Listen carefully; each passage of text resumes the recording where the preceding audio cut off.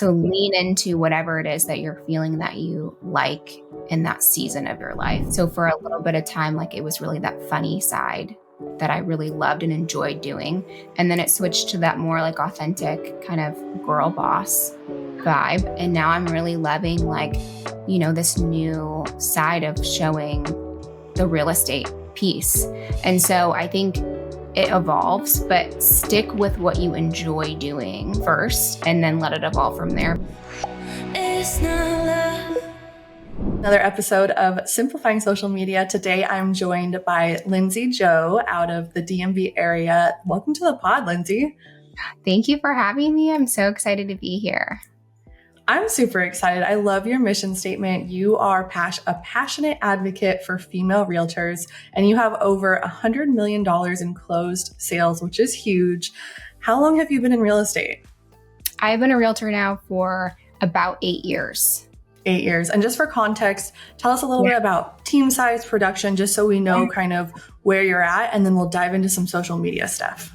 Yeah, so it's just me, solo agent. I have a lot of back end help, but no team or anything like that. I think I'll always probably stay solo. It's just the most profitable. I haven't really figured out how to grow a team and make it kind of work in terms of profitability.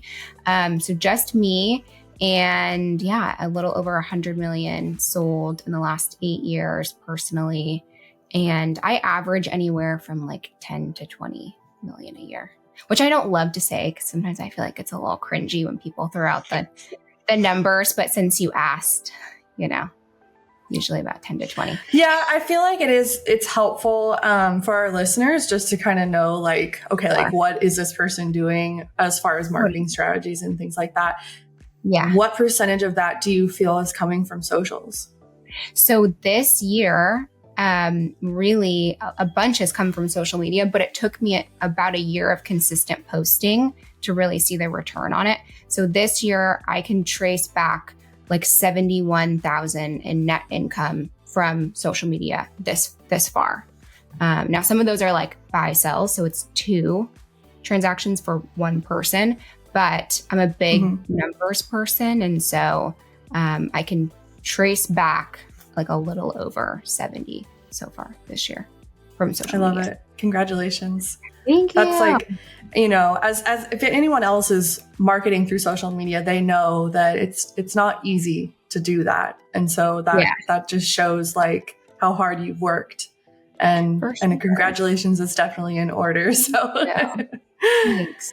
So let's dive in. Let's dive into your history with social media. Like, where did it start? What platforms? How long have you been on them? So mainly Instagram, because that's where my people are. I really started to try to build my Instagram following a little over a year ago, so November of 2022, so maybe a year and a half. I started with 1,800 followers and really, really wanted to just grow my Instagram following. And so I just decided that I was really going to take it seriously. And so now I'm almost at 14,000, which is huge. So when you say you decided you wanted to take it seriously, what were some of those steps that you took in order to start that growth? That's a good question. So you guys had on my friend Kyle Toomey, who's in my area. So we started trying to grow our social medias literally at like the same time. So the very first reel that I posted about real estate was with Kyle. And I was scared to post something myself because I thought people were going to make fun of me because it was like a major shift in terms of like what I had been posting before. And so that's always like my number one tip for people who are really wanting to start growing on social media is to start filming with a friend, because if you flop, and if it flops, it's less scary because you're failing together. So it doesn't feel like as vulnerable if you're putting out something if you have a friend that's going to fail with you. So we posted like a silly Mean Girls reel. I don't know if you've seen it. It was a long time ago, but that took off. Have you seen it? Every time I interview someone, I go back and look at their very first reels. So yes, I just saw it. So funny. That was like, and it was brilliant, by the way. Yeah, I can't take full credit for it. We took inspo from somebody else that did something really similar. But the broke agent saw that reel and he put it on his page. which is a really big real estate account. And then everything just kind of started snowballing from there. Yep. The very first video to be picked up by such a big real estate account, we were kind of like, wow, I think we really have something here. We should really kind of take it seriously. So I took a couple things away from that. So failing with a friend, I love that. I think I've never heard that before. And I think that's awesome advice. And then collaborating with his account. Also, there's different strategies, but that's a huge strategy as well, especially if you guys are both trying to grow at the same time. Great ideas there. And then you have the broke agent picking that up and sharing it. Like, that's the beauty of social media and how things start happening exponentially. It's not a linear progression when something takes off. It's exponential. And that's crazy because it's social. It's meant to be shared. It's meant to be enjoyed. And when it really goes, it goes. So that's really exciting. So then what happened after that? So then I just started thinking that I was going to be the funny girl. I was like, there's nobody else in real estate that is posting these like funny, silly reels. And so I kind of pigeonholed myself into one content bucket of just posting silly, funny kind of content.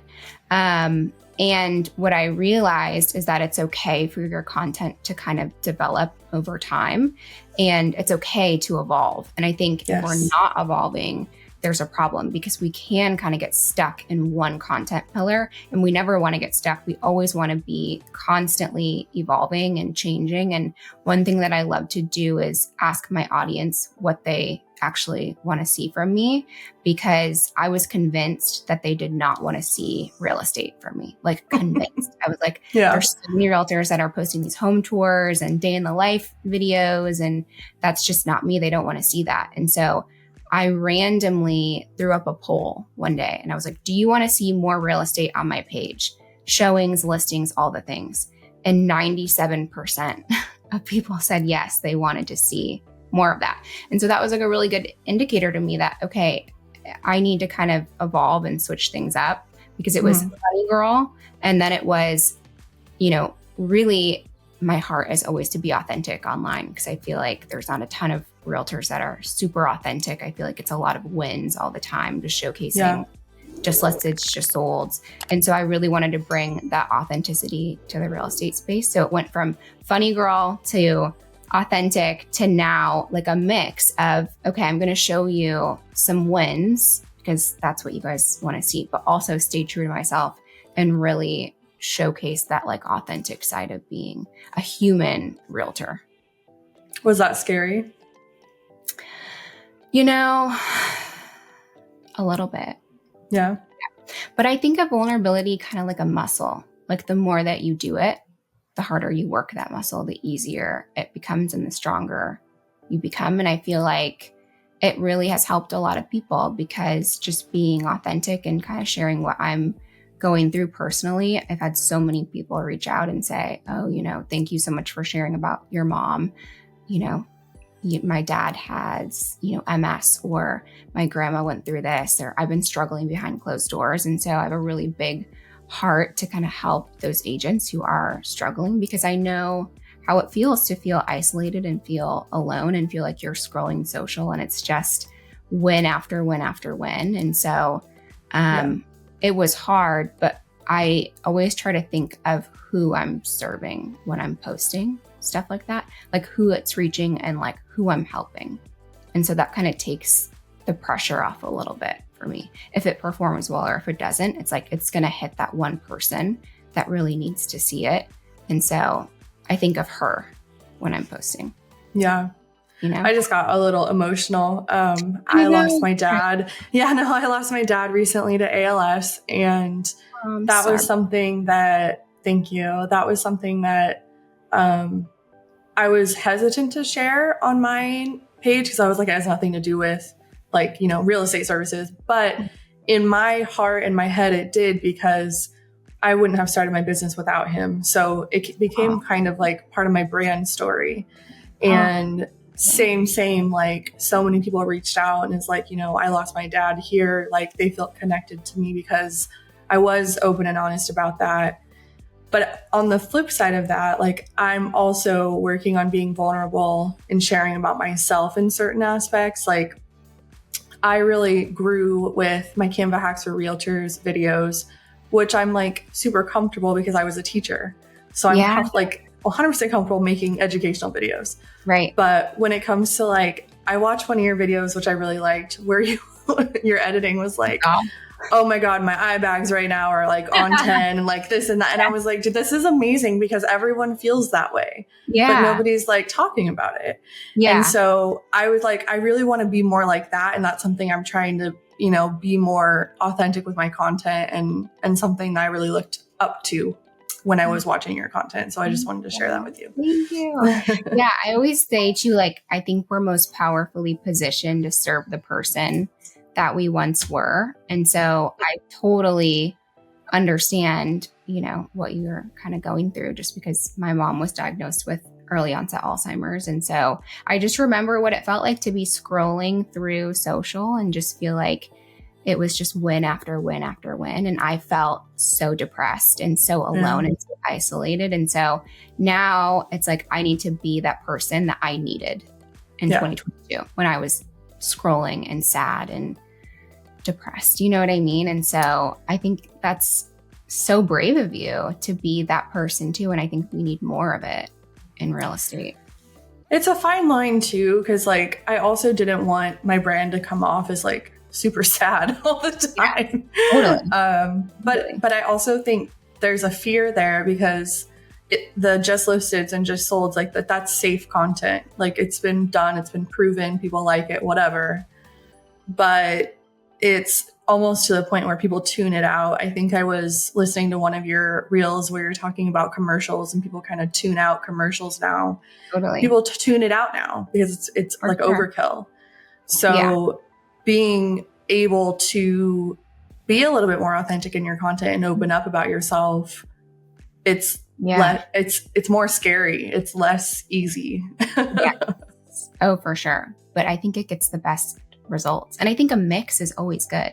So I think showing those human elements of your brand is so important.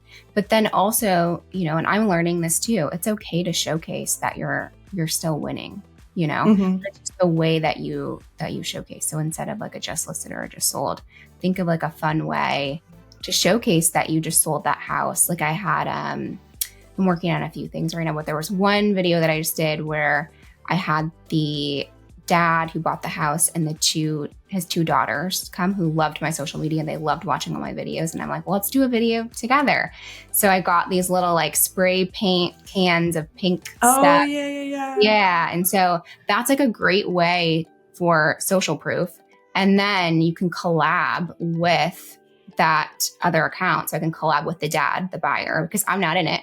So it's more fun for them to share because it's not about me. Right. It's not like look what I just did. Look what I just sold. And then you get on their page with all of their followers and then they want to share it with their friends too. So I think there's a way, and I'm learning this, that you can showcase that you're busy with real estate in a fun way. That's not a just listed or just sold that people kind of tune out. Absolutely. And when you get in front of all their followers, then all their friends are like, oh, look at this realtor that they had a really good experience with. I love that.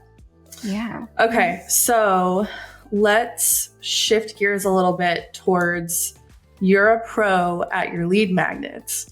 So I use the same Flowdesk, ManyChat, all the lovely tech that I talk about all the time. Talk to me a little bit about what you like to create as lead magnets. Yes. So I think there are two different kinds of people that are requesting that info. So it'll be like my agent side, agent to agent kind of content and agent to agent lead magnets for referrals, and then the consumer side as well. So the consumer side lead magnets, I'm always thinking, what does my ideal client avatar like to do? What are they going to do on the weekends? And then I create the lead magnet from there. So I love like casual, chill people, not going to give me a hard time, young professionals, kind of like who I vibe with. So I'm creating lead magnets that kind of have them in mind. And so young professionals close to the city, they like things like brunch. And so a good lead magnet for that avatar would be the top 10 brunches in DC. That's something that, that's local content that somebody that, I'm going to work well with is going to want to download. And then for the agent side, I am a BAM creator. And so I'm under contract with them to produce one blog post a week for them about real estate. And so on Mondays, I just send out my my BAM articles. And so you can ManyChat that, or you can do like a Flowdesk link in exchange for an email. So I've kind of two different ways of thinking about lead magnets, agent side and then consumer side, if that makes sense.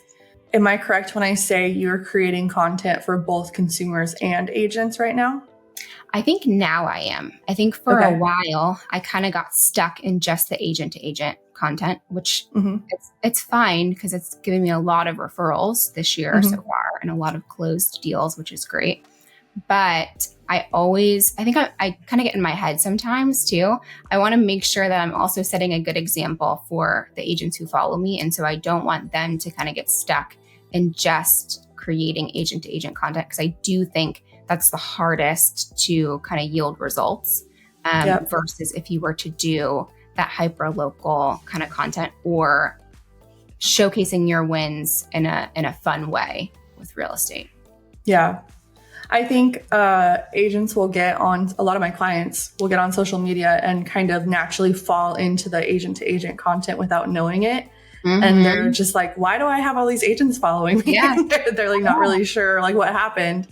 So tell me a little bit about like what you might create for a consumer piece versus an agent piece of content. So in terms of lead magnets or feed posts? Feed posts. Okay.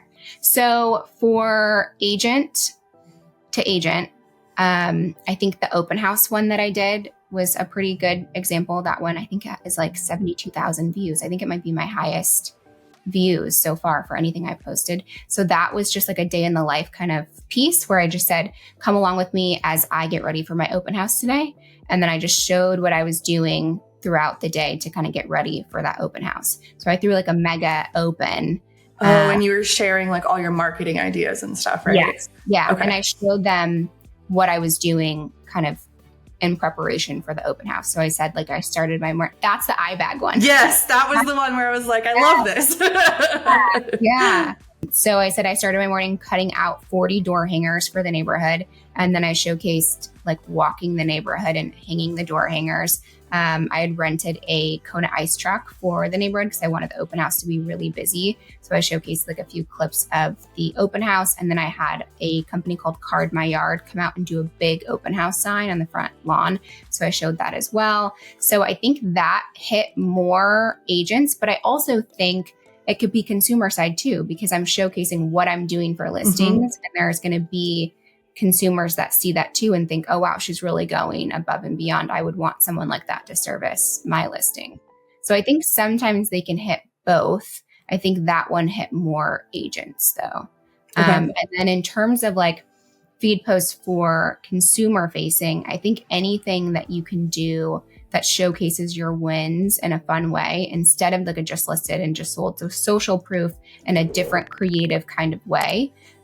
So that one under contract post that I posted with the family with like the pink spray paint was really fun. And then I did I copied, Kyle did like the Zara listing one. That one, had a bunch of consumers. So I think those are probably good examples of different ways that you could kind of do both. And then how are you feeding into your local lead magnets for consumers? Yeah. Is that directly through content pieces or? Yes. So that is always through my Instagram story. So I'll always offer, the lead magnet on my Instagram story. So I'll do black background create mode with a Flowdesk link with just like a little bit of text on top of the create mode, just saying like, grab my guide to the top 10 branches in DC, one link, one arrow. And other times too, what I'll do is this does really well is if you screen record your actual lead magnet so they can see what they're getting. Sometimes it's hard for them to just see that language and think, oh, why do I need this? Right? It's great for them to see. You kind of have to walk them over the invisible bridge of giving you their contact information. So if you can screen record it and show them what they're actually going to get, they're more likely to input their information and download that lead magnet. So create mode, stories. I don't really do a ton in the feed for like ManyChat and for lead magnets. I feel like it converts a little bit better on my story. And I love doing it on my story because it expires within 24 hours. Give that lead magnet away again, and it's going to be new people because the reality is like 1% of our followers are really seeing our story. Right. It creates the urgency. I also have a highlight on my page that says get free stuff. And so anybody can click through and see, I get tons of new people every day just from the highlight. So I do it as a story, then a highlight post that says get free stuff, and they can kind of click through and see what I'm giving away. And then that's exciting. I like that. Okay. So before we kind of jump into email marketing stuff, I did want to ask you a little bit about your video editing. It's like professionally done, it looks like. So is it all you? Are you outsourcing? Like what is happening there? I'm outsourcing for sure. I have one videographer in the DMV who's super awesome. So I use him for like anything that's really dramatic, like an announcement video or like a really good piece of content. The day in the life stuff I'm doing myself. And then everything else, I use a local company in the DMV, and they actually give me free content in exchange for me just telling people that I use them when people ask. So it's nice. How did you set that up? Is that something that other realtors can try to do? I think it was just being consistent for a year, and it was a newer company. And then they reached out to me and just said, we'll give you free content if you collab with us on a few posts. Like I had them drive out to a closing the other day to do a really fun video. And it was like an hour drive for them. Like everything that they do for me is free as long as I collab with them, because it helps their account grow. And then when people ask me, who do you use? I tell them I use this company. And so they've gotten tons of local people to use them. So it's nice. That's something that, when people ask about ROI of really investing time and effort into your social media, it's really hard to measure it. But like these things that just kind of happen, these collaborations, it's not all monetary, but you get these opportunities that present themselves because of your work. And so like, that's a great example of like, okay, I now have access to this amazing free content with this awesome company because I've been working so hard, and it's a win-win for both of us. And like, I think that's so cool. That's something that's happening on my side too. It's like, I had no idea these things even existed before I got serious about my socials. For sure. Yeah. I think as long as you're consistent and you work hard at it, which sounds so cliche and dumb, and I can't even believe it's coming out of my mouth, but the opportunities will present themselves to you if you're just consistent, which is like, well, not everyone can do it. Not everyone has the consistency within them. And that's a whole mindset thing, right? Like I was talking to another agent, and we were talking about how a big part of this is your mindset and just having that thick skin and just sucking it up and doing it every day that's half the battle. It is, yeah. I think there's always going to be content types too that you like more than others. So lean into whatever it is that you're feeling that you like in that season of your life. So for a little bit of time, like it was really that funny side that I really loved and enjoyed doing. And then it switched to that more like authentic kind of girl boss vibe. And now I'm really loving this new side of showing the real estate piece. And so I think it evolves, but stick with what you enjoy doing first and then let it evolve from there. Because I always say, if it feels like a job, we're going to burn out on it, and it's not going to be sustainable. So we have to make sure that whatever we're putting our effort into, we're actually excited about it. Yeah. I love that. I have really gone hard on my podcast this year, and the podcast reels and stuff don't get as many views, but I enjoy it so much because I get to have these awesome conversations, and I'm like, I don't care. I'm just going to keep posting them until they do well. Yeah. And that's just what you have to do. You just keep doing what you love. And eventually the results will come. They have to, because you're being more consistent than 99% of the people who started a podcast and did 2 episodes and then quit. Yep. And if your current audience doesn't like it, the algorithm will find the audience eventually that will like it. Like, you just have to give it time. Yeah.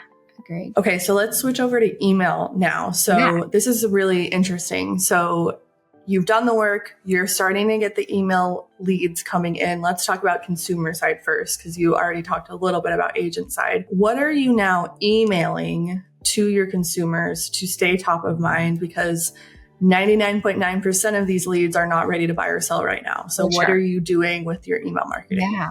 Okay. So there's an app called The Nudge that I love.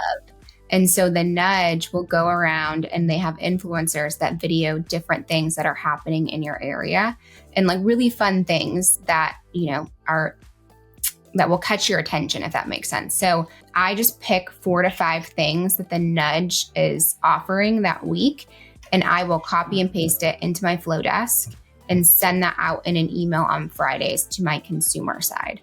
And so I send, and so it's like fun things like rainbow lattes in Northeast DC, or go pet a sloth in Vienna, like karaoke pop-up bars, like very like fun things that you wouldn't think about, that just have like really great titles that you look forward to kind of reading.